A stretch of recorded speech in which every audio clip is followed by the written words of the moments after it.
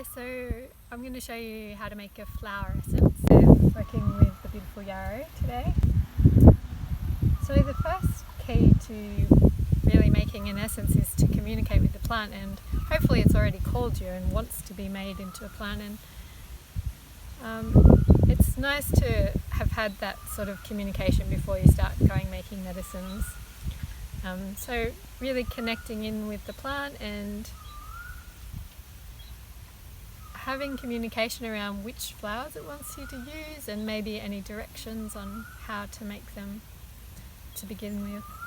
So the difference between making a flower essence and putting flowers in water and leaving it in the sun is really your connection. So all of the beautiful flower essences that we now use and are well known, like the bark or batch flower remedies, or the Australian flower essences, they've all been made with a lot of conscious awareness of the plants themselves. Edward Batch was said to have been found unconscious next to some of the plants because it's like he totally merged with them. So the power of your essence will be in direct relationship with the amount of connection you have with the spirit of the plant. So this is a really important part of making a flower essence. So I'm going to give you the basic how to make a flower essence, but as with anything, you might get different instructions from the plant itself. So this is a baseline, but follow your own, follow the communication with the plant more than anything.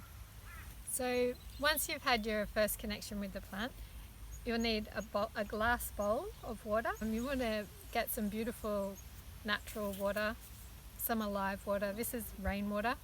Maybe you've got a special spring that you could collect it from. If you can't find really beautiful natural water, and you might want to do this anyway, but bless your water beforehand, just fill it with light. So you can do a little ceremony around that before you even begin. I've just got a little bowl. You actually don't need a lot. The water will be diluted with your preservative, so your alcohol. So I often just use a small jar like this, but today I'm going to use this one. But really just consider how much you need and how sustainable it is. We've got a huge amount of yarrow here today, but if you only had a small amount and you only ever want to take less than a third of what's there, then you just want to use a small, really small thing of water. So the idea is to cover the surface of the water with the flowers. So there's a couple of key rules. The idea is to not touch the water or to touch the flowers yourself. Sticks work well. Sometimes using part of the plant. Again, get direction from the plant itself to kind of wrap around and pop off the flower straight into the water. So however you work out to do that, in communication with your plant, that's the way to do. So we'll just start now. So normally I do one flower at a time, but with yarrow it's kind of telling me it's okay to do a few, a little flower head. So somehow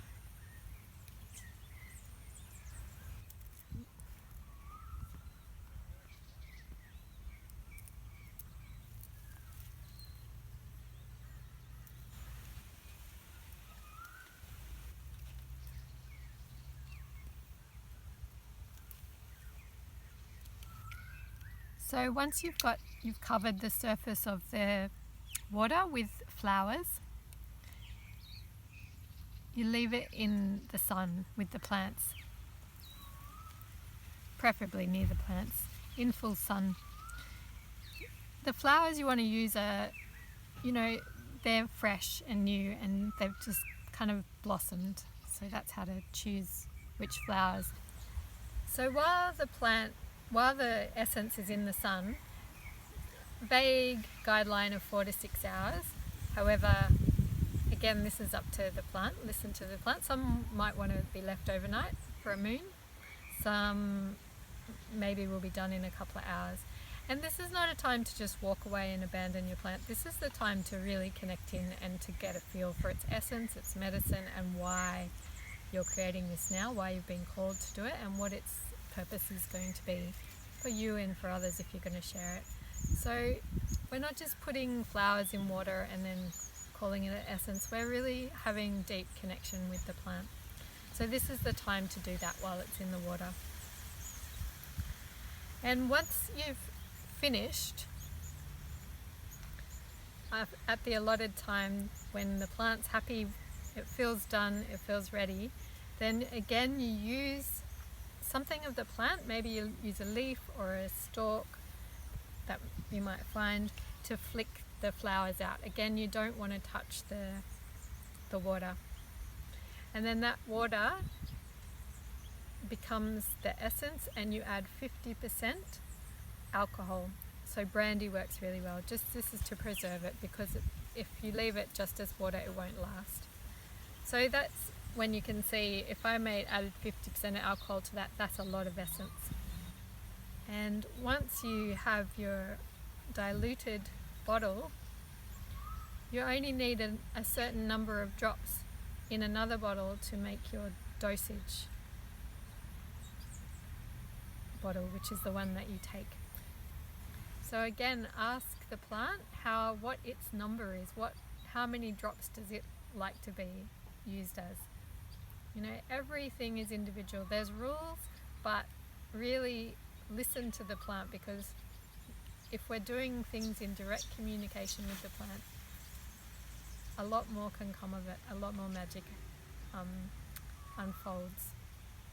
So if you want to learn how to communicate more deeply with plants, I've got a short course on my website, wildflowerwalker.com. I've also got a longer course called Shamanic Herbalism, which is a lot more in depth, and we dive into plants quite deeply.